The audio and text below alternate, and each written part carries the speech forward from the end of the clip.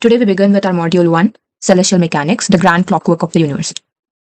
So before we dive in, let's set the tone with a thought that has echoed through the halls of observatories. The most incomprehensible thing about the universe is that it is comprehensible. Celestial mechanics is proof that we can understand the heavens, predict the dance of planets, and decode the clockwork behind every eclipse, orbit, and retrograde. So this quote applies to us, right? So let's begin our journey, not with formulas, but with a story.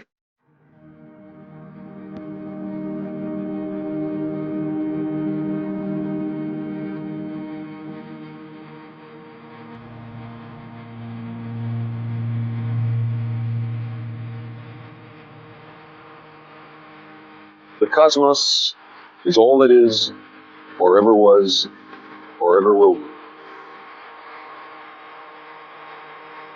Our contemplations of the cosmos stir us. There's a tingling in the spine, a catch in the voice, a faint sensation as if a distant memory of falling from a great height. We know we are approaching the grandest goodness of truth. The size and age of the cosmos are beyond ordinary human understanding. Lost somewhere between immensity and eternity is our tiny planetary home, the Earth. For the first time, we have the power to decide the fate of our planet and ourselves. This is a time of great danger, but our species is young and curious and brave. It shows much promise. In the last few millennia, we have made the most astonishing and unexpected discoveries about the cosmos and our place within it.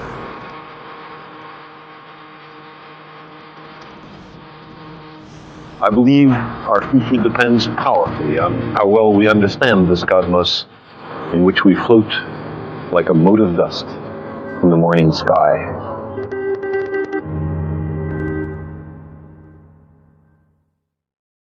So for most of human history, we gazed at the sky in awe. But as early as 150 AD, Ptolemy proposed the model of the cosmos, a geocentric one, where Earth sat proudly at the center, while the stars, planets, and sun circled around it in perfect harmony. Except it didn't explain everything. Have you ever noticed how Mars sometimes appears to move backward in the sky? That's called the retrograde motion. It's like a nightmare for the geocentric model. To fix this, Ptolemy introduced epicycles, planets looping in small circles while orbiting the Earth. It worked, sort of, but it was complicated. Something was very off. The Ptolemaic model, published around the year 150 AD, fixed the Earth at the center of the universe and used epicycles to explain the backwards motion of Mars. This is basically a smaller circular orbit fixed to a larger circular orbit. Most of the time, Mars moves west to east, but when it comes closer to the Earth on its epicycle, the planet reverses direction, as observed. Epicycles may seem bizarre today, but as Kepler would later show, are actually mathematically equivalent to a heliocentric model without epicycles. This is because in Ptolemy's model, the motion of the Sun's orbit around Earth matches the motion of Mars around its epicycle.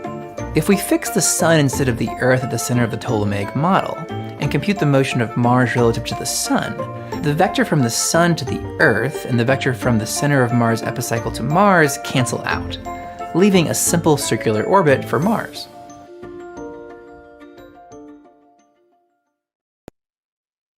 So now, Copernicus, in 1500s, he dared to propose what seemed outrageous at the time, like the Sun, not Earth, is at the center. A simpler model, one could explain retrograde motion naturally, but it lacked the accuracy to convince skeptics. So in this animation, you can see how the retrograde motion works in heliocentric model. You can see the view from Earth with a fixed background of stars, and the motion of Earth and Mars.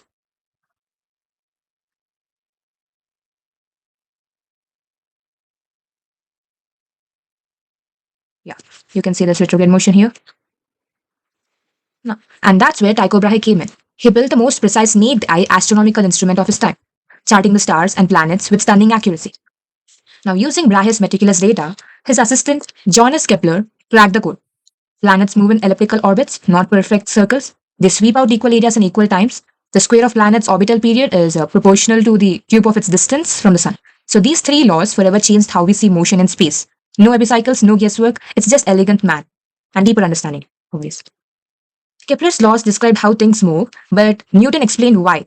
With his laws of motion and universal gravitation, he showed how a single force, like the gravity, governs everything from falling apples to the planetary orbits.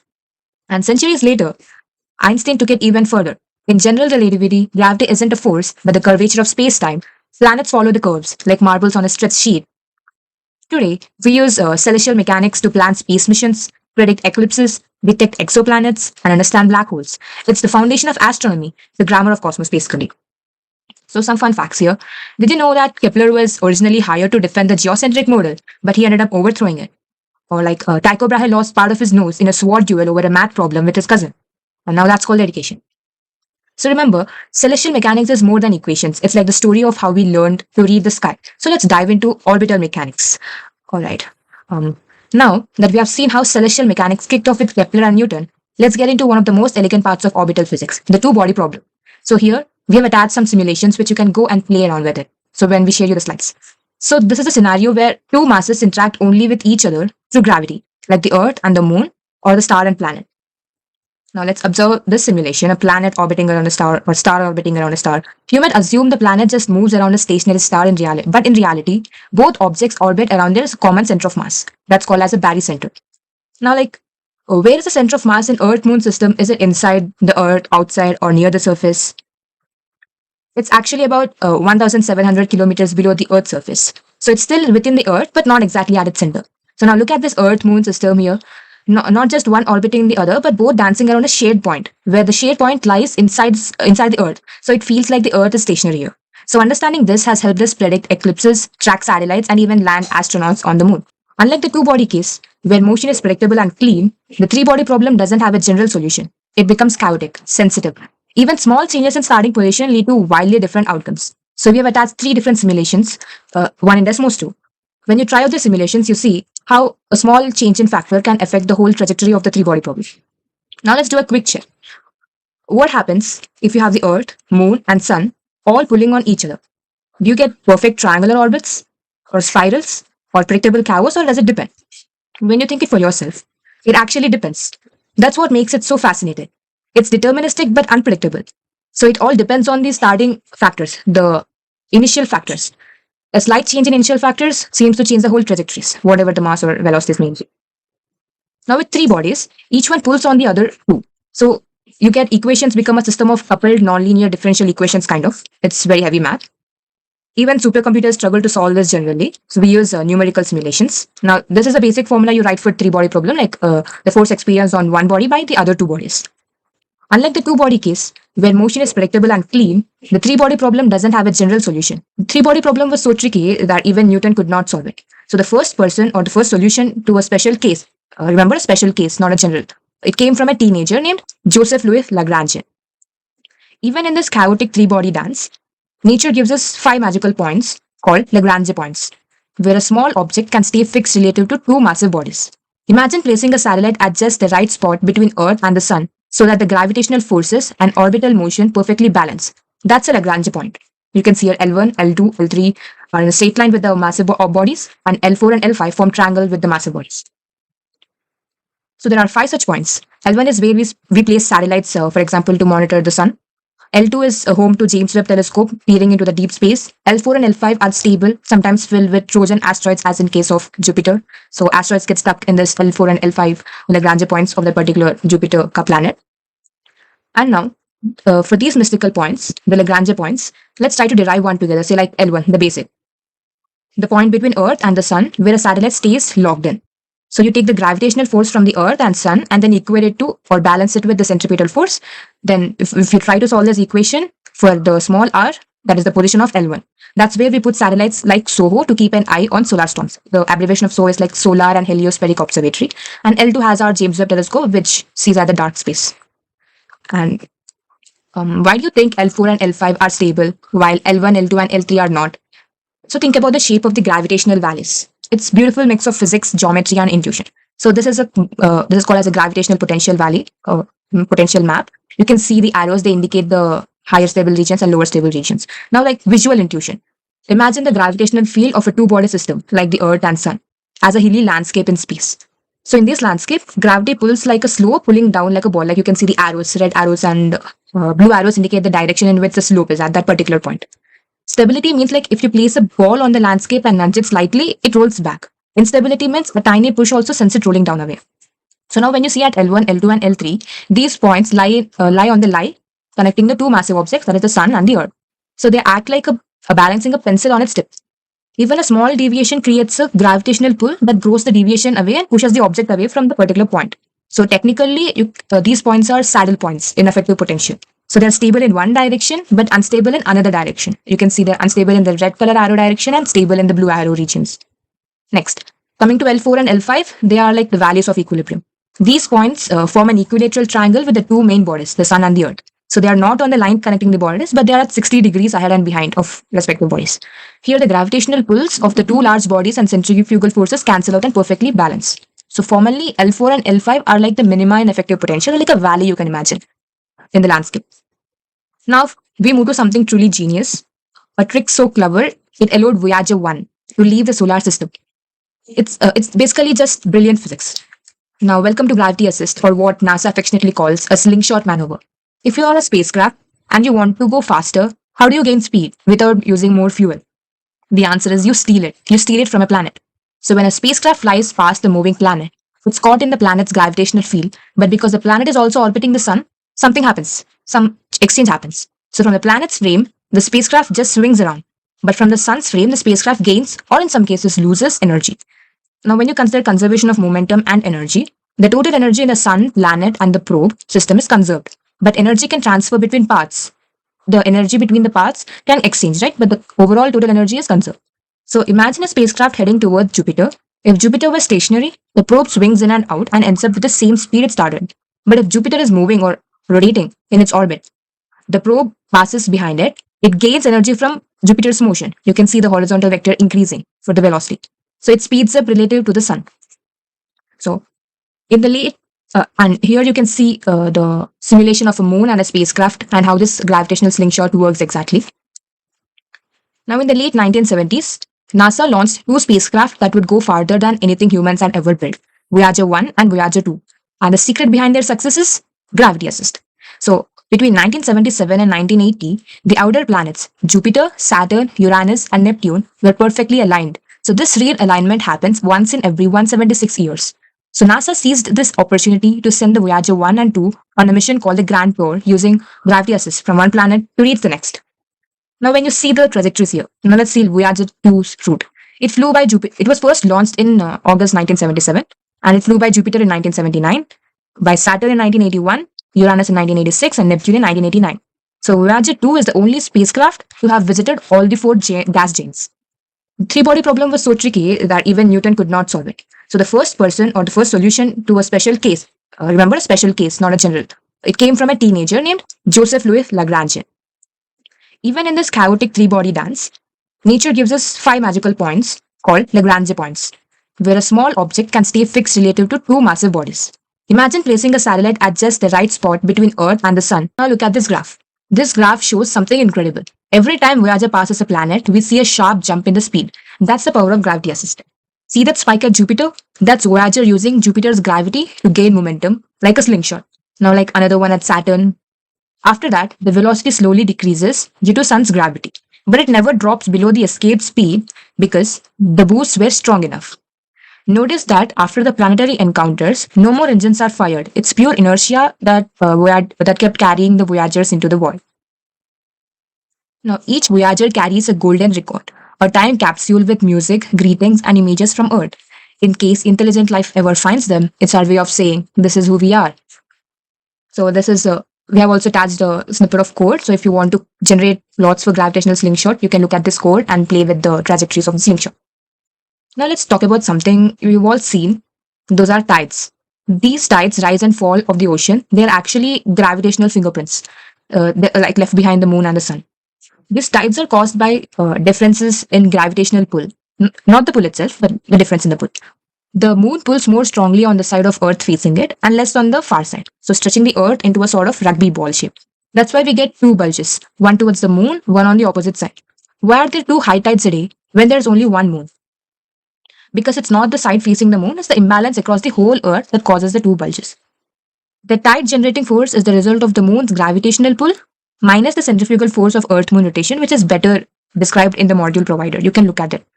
This net force stretches Earth slightly along the moon Earth axis and compresses it in the perpendicular directions. You can imagine spinning a water balloon. The water stretches out into two bulges. Also, in reality, the Earth isn't a smooth ball, so the sides are also affected by the presence of continents, shape of Earth at that particular location, depth of ocean in that location, and the timing and heights. There are other additional elements which affect the tides. Now, here's something weird. High tides doesn't occur when the moon is directly overhead. It lags behind. Why do you think that happens? Because of friction between the moving water and the rotating earth. The water doesn't respond instantly. It lags behind the moon's position, a bit like how ketchup lags behind when you tilt the bottle. So this extra time is about 50 minutes. Even sun's gravity comes into play. The sun's gravity also causes tides because it's 400 times farther than the moon, but it's also 27 million times more massive too. Its tide generating force is about half of the moon's. When the sun and moon align during new or full moon, their effects add up. Spring tides, higher highs and lower lows. When they're at 90 degrees, during first or third quarter moon, neap tides, lower tidal range. So, ever notice how tides are stronger during full moons? Now you know why. Because of solar and lunar tides combining to form the spring tide. The moon has no oceans, but it feels tides. Not from the earth, but from its own tides. So when you talk about effect of moon's gravity on earth, what about earth's much bigger gravitational influence on moon? So as the moon slowly cools and shrinks, the crust also wrinkles, forming a dramatic cliffs called lobate scarps. The moon is not having water as Earth does, so you can imagine it as a balloon filled with sand, and Earth as balloon filled with water. So you can see balloon filled with sand having experiencing this dramatic cliffs or wrinkles on the crust. So some of these scarps are geologically young, meaning the moon is still shrinking. And with that, we have seen how gravity can stretch oceans, shape orbits, and even fling spacecraft across the solar system. But what if gravity goes too far? Like, what if it even traps light? Time to dive into the darker side of the universe. So, well, that's where I stop and Bhavish takes over. Bhavish? Hello, guys. So, this is, we have also attached a snippet of code. So, if you want to generate plots for gravitational slingshot, you can look at this code and play with the trajectories of the slingshot. Now, let's talk about something we've all seen. Those are tides.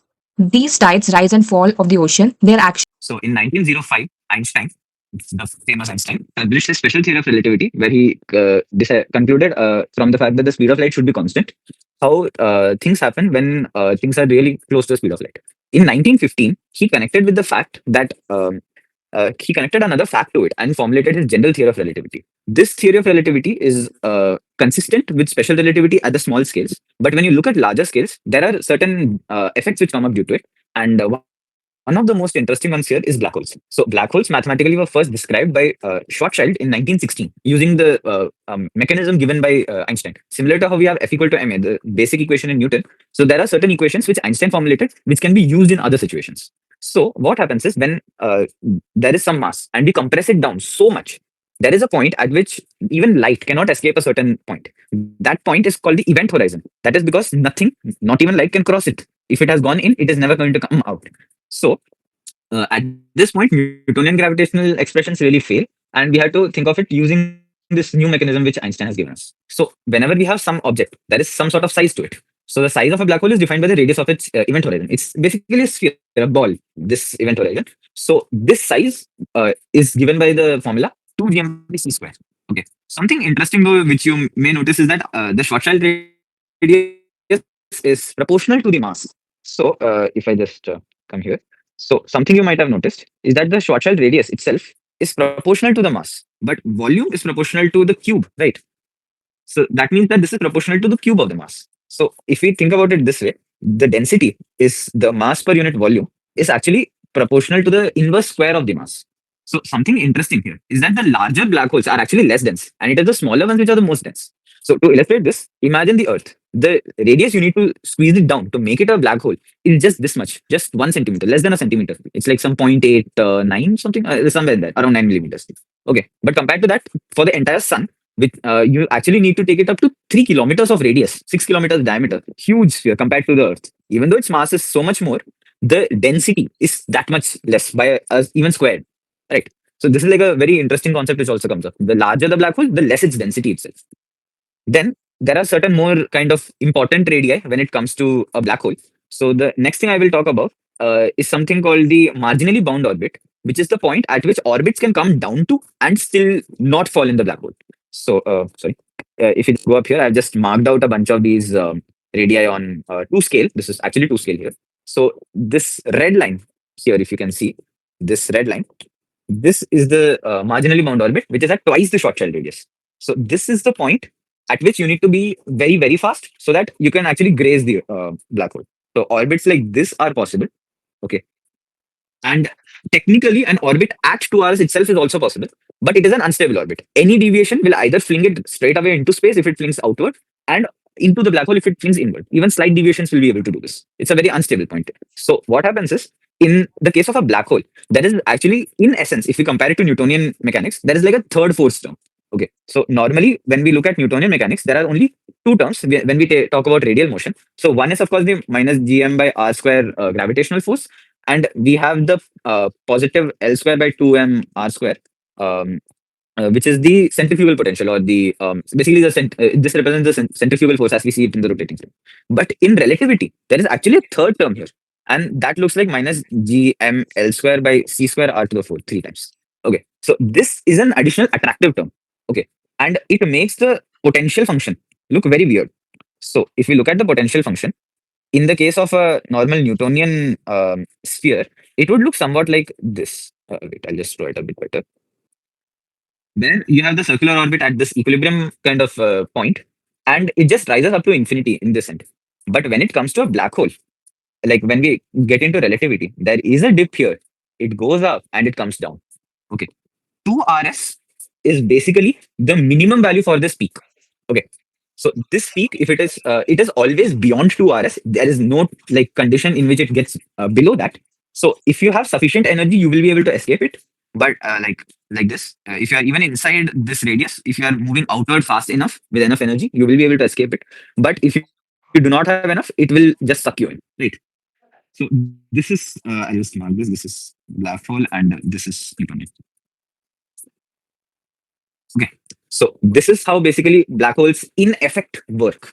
There is essentially another force term, but it is not quite described the best as just an additional force term. It is really most well described when it comes to relativity itself.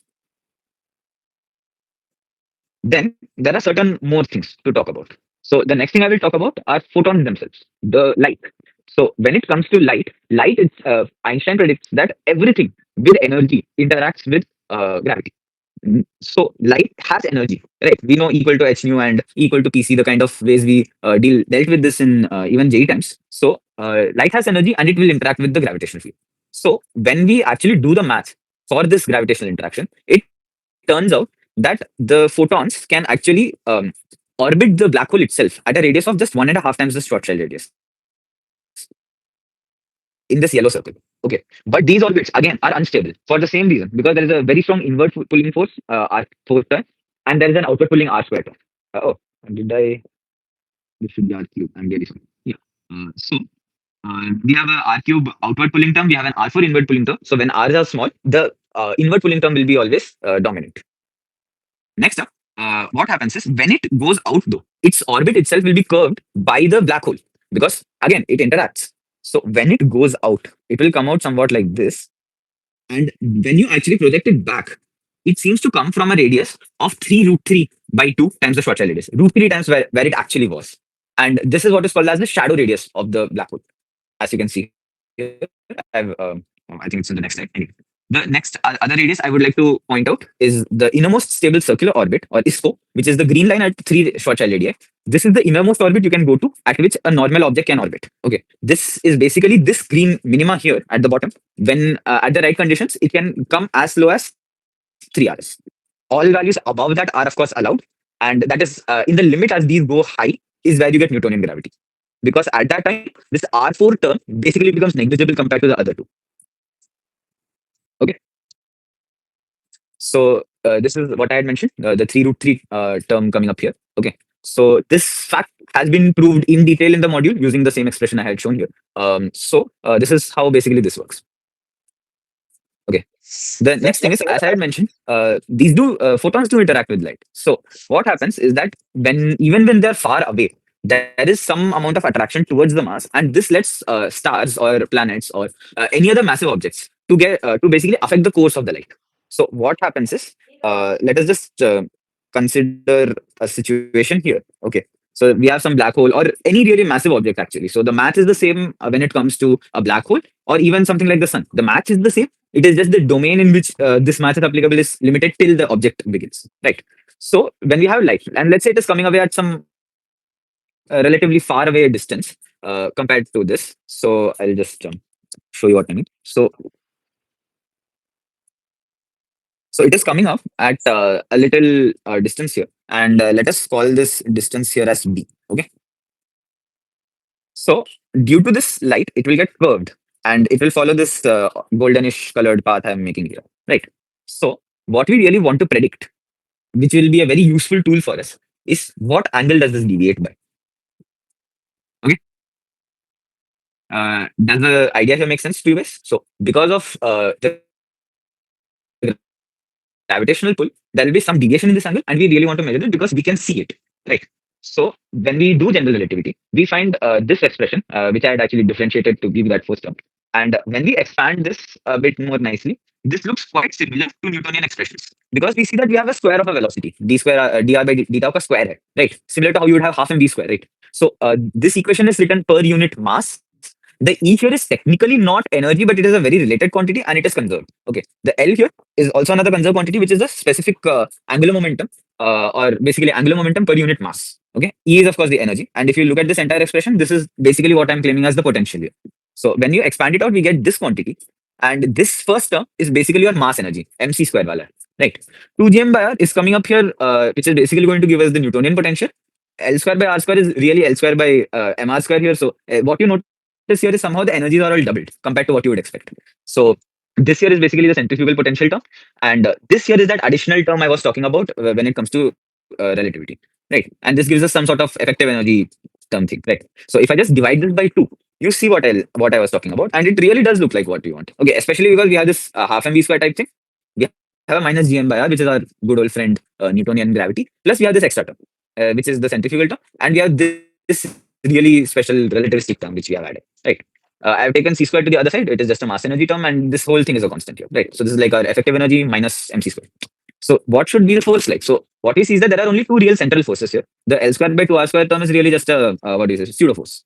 So the actual force should be what you might call F, right? Will be minus d by dr of the real force potential term. So that is minus gm by r minus 2 gm, sorry, minus gm L square by c square r cube, right? So and this will be in the unit vector outward direction. I've already put a minus sign. So when we do the differentiation, the first one gives us minus gm by r square. This is our usual Newtonian term, and we have this additional 3 gm L square by c square r to the power 4. Okay, this is another additional. This is that additional centripetal term I was talking about, inward pointing force, right? So this is the real force here, right? This is the term we will be seeing. Okay. Moving on. So this was our model for this. Like we are assuming here that this light is coming quite far away as compared to the black hole. So gravity is weak. So in this case, what we can do is we can approximate that it is just going at this steady velocity. Okay, we are calling this v.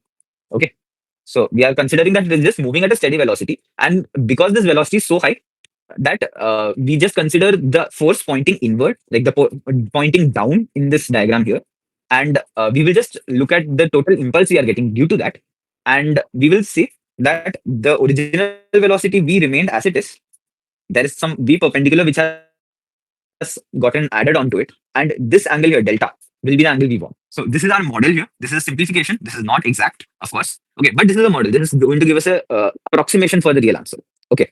So the other things we want to see are what are the constants we had. Okay, E is just energy. We have already eliminated it when we are differentiating it, but we do still need L. And for L, we need to go to a bit of special relativity. So in special relativity, it is actually predicted that instead of using just mass, okay, we should actually include this extra factor of gamma called the Lorentz factor to get the accurate formula for things when things are close to the speed of light. So this gamma is 1 by the square root of 1 minus v square by c square, which is a positive quantity greater than 1. Okay, and this basically tacks on with mass to give us something called the relativistic mass. M naught here is the like rest mass, or what we would normally just call mass. when we combine this with gamma, this gives us an effective mass we can work with here. Okay, so m into v into the perpendicular distance here gives us the formula for the angular momentum. Right, we are looking at angular momentum at this end. Okay, so the L here we use is angular momentum per unit mass. So it also has this factor of gamma VB. Okay, so the other thing here you would have noticed is that even in this formula there is this symbol tau. I did not use t, and there is a reason. Okay, so what relativity predicts is that the time measured by an observer at rest and an observer in motion are not the same. Okay, and this factor is actually linear though the time measured, and it is off by a factor of gamma. As you can see, I've written it down already. I didn't want to spend time writing it, but basically we find that d tau is dt by gamma. Okay, and general relativity actually predicts that the force is applied as per the object's time. So if we write it out, oh, oops, sorry. Okay. So if we write it out, this force will be d square r vector, the actual position vector, by d tau square. Okay. But we know that d tau is simply proportional to dt. Okay. And if we write it, d tau is dt by gamma. So when we have d tau in the denominator, gamma comes up in the numerator. So we get gamma square into d square r by dt square. Okay, this is what you might call as the coordinate acceleration for the thing, because it is as per what we are observing now. Okay, dt is the time we are observing, d tau is the time that the object is thinking it is observing. Okay, so to have the Newtonian analogy work, so this acceleration here, right, which is d square r by dt square, that should be f by gamma square. Okay, okay, and so for that we have that entire long expression there, which is minus gm by r square. This is already per unit mass. Right, I'm just writing Fm to signify that this is force per unit mass. Okay, so minus gm by r square minus 3 gm gamma square v square b square. This is your L square, right? Then divided by c square r to the 4. This entire thing is in the r cap direction, and we have to now divide this by gamma square. Okay, so we get this expression minus gm by gamma square r square minus 3 gm. So I'll just write it down. I'll write it below here. So this is minus gm by gamma square r square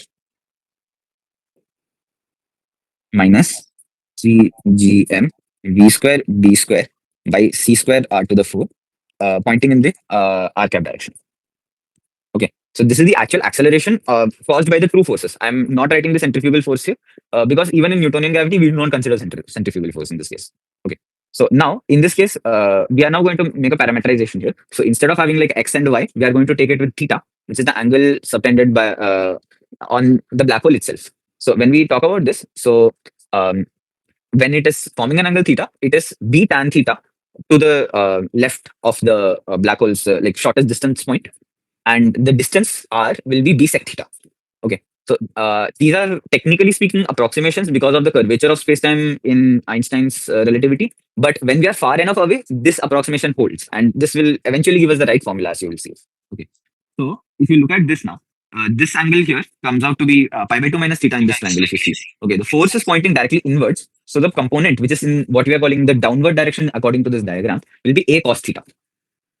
So the vertical component changes at this rate of a cos theta. So if we integrate that, we should get the induced vertical velocity according to the diagram, which I'm calling v perpendicular. Okay. So we know that x is b tan theta, like the x component as we see, like the x coordinate, and we know that dx by dt is v. So we know that by differentiating, we can just get an equation to get dt in terms of d theta. So we can use this to make a substitution here and basically eliminate t entirely, work in terms of theta. Because we know the force as a function of the radius, and we know the radius as a function of theta. So everything can be made in terms of theta, and we don't have these multiple variables going on. So v perpendicular will be this quantity, and this deviation angle here, I had already shown you that diagram. So we have v in the horizontal, we are having this small v perpendicular, and this is the actual final velocity in our case. So this deviation angle delta will be just v perpendicular by v. We are taking the assumption that v perpendicular is small. So v perpendicular by v will be smaller than, much smaller than 1. So we can say that tan inverse x is approximated as x. Same reason as we can say tan x is approximated as x. So that means that we can write delta as bv square b by v square into the integral from minus pi by 2 to pi by 2 of a sec theta d theta. So there's a sec square and cos basically cancel out 1. And the reason it is going from minus pi by 2 to pi by 2 is because at the start here, this is minus pi by 2. because we are coming in from infinity. When it goes back out to infinity, this angle is technically going to be off by this delta, but we want to find delta. So we can approximate that this delta is small, and we can say that this is going back out almost to infinity. So this is at almost pi by 2. Technically, it is not, but the answer we get is still correct because this change here is actually very minuscule. Okay, so we can now write down the expression for A again. Okay, so A here is minus gm by gamma square r square minus 3gm b square v square by c square r to the 4. Right. So if you look at it, I can make certain things here change. Okay, and we know that r is b sec theta. So this quantity is the negative of gm. I'll take out common. Okay, and I have 1 by b square sec square theta into 1 minus v square by c square. This is coming from the gamma square term. And we have this additional 3 gm to commonly add. B square v square by c square b to the 4 sec 4 theta. Okay, so some obvious cancellations here. B square and b4 make this just b square in the denominator. And we see that this b square entirely can be taken out. So we get minus gm by b square times cos square theta 1 minus v square by b square plus we have this 3 v square by c square into cos to the 4 theta. Right, this sec space 1 by sec theta is just cos theta. So they just come on the numerator now. Okay. So when we now finally do this integration, so we can take out this minus gm by bv square common because there was already numerator b. There's a denominator b square. So this comes out as b initially. And we have minus gm by bv square getting common. And we have this thing in the integrand. Okay. So sec theta, we can cancel out for one of these. And here also cos theta ho jayega. So we are left with this final integration. So we have minus gm by bv square common. We have 1 minus v square by c square. And this integral is very simple. Right? It's just the integral of cos theta sin theta minus pi by 2 it is minus 1 plus pi by 2 it is 1. So this integral is just 2. Similarly, we have this cos cube theta. This is also very simple integral. I'm not going to go through the entire proof, but this value is 4 by 3. So this 3 cancel out with this 3. And we are left with this quantity here. Minus gm by bv square into 2 minus 2v square by c square plus 4v square by c square. So we get this quantity minus 2 gm by bv square into 1 plus v square by c square by taking a 2 common. So this really shows that when we do Newtonian calculations actually, when we do not consider relativity, when we do not consider this gamma square, okay. So the Newtonian calculation doing the same kind of idea as what I have done here gives us minus 2gm by bv square. Okay, so what we see here is that there is this additional factor of 1 plus v square by c square. Okay, and this is coming due to this relativistic force. Okay, if not for relativity, we would just see minus gm by 2v square. Okay, so what really it says is that the faster an object is moving initially, the more it actually gets attracted to the gravitational source. Okay, this is a very interesting kind of result of relativity. Okay, so we have this formula which you can also rewrite as minus gm by bv square is the first term, and when we multiply by v square by c square, it just gets minus 2gm by b c square. If I take minus 2gm by b common again, so minus 2gm by b 1 by v square plus 1 by c square. Okay, one thing which is interesting always is that when we take the velocities going towards 0, all answers should converge to the Newtonian value. This is an inherent assumption of relativity. So when we take b as very small, c is much larger. So we can actually neglect this and we see that it just becomes the Newtonian result. So this is like a very interesting way in which you can actually connect relativistic answers to the Newtonian answers. Okay. Additionally, what we see is for a Newton, for a photon, the velocity v is just equal to c, right? So that means the deviation delta is minus 4gm by bc square. Okay, and this is a formula which is mentioned even in your module, and this is basically how it is coming out. Okay, so many cases actually people just show the Newtonian derivation and call it a day, saying relativity की वजह से एक double factor हो जाता है. This is how that factor of 2 comes. Okay, so this is how basically the math works out for the this like. Okay, so now we have this kind of lensing here. So it is obvious that this lensing has a lot of power. Okay, so some of the most important applications for lensing are basically one to confirm relativity, and it also gives us a mechanism to find exoplanets. So one of the most interesting examples here is this thing called the Einstein cross, which is very far away from us. It is not visible to the naked eye, but it has been observed using many powerful telescopes like the Hubble. Okay, so what happens is that because of this gravitational lensing, by a whole galaxy. Just think about the sheer amount of mass here. It is so powerful. Okay, there is a quasar, which is basically a very which is basically a galaxy whose galactic nucleus, the part near the black hole, is very active and it produces a lot of power. So that thing is emitting a lot of powerful light. That thing is getting focused by this galaxy, and it is visible to the Earth. But while focusing, it is actually able to focus it in 4 different ways because of the particular angles there. So the four things here have different distances. And based on the distances, you can actually calculate the time difference between the times we see the things happening. And actually, it was able to predict a lot of things. So we see that Einstein's relativity is really powerful. Okay. So a supernova here on this further away star is also visible. Basically, the timing offset was able to be calculated, and we actually predicted it within like a few days or something, if I remember correctly. The additional thing here is something called microlensing. So the math here, I said I have formulated it like it is only for black holes, but actually what Schwarzschild predicts is that everything with mass will curve the spacetime in the same way further away. Okay, so microlensing can be done by even planets, which are much smaller, with much smaller Schwarzschild radii, and basically it allows a star, like the light coming from a star, to get lensed by this planet and look much brighter than it would be expected. Okay, so this is one of the very interesting applications for gravitational lensing, and that is about it for this session here.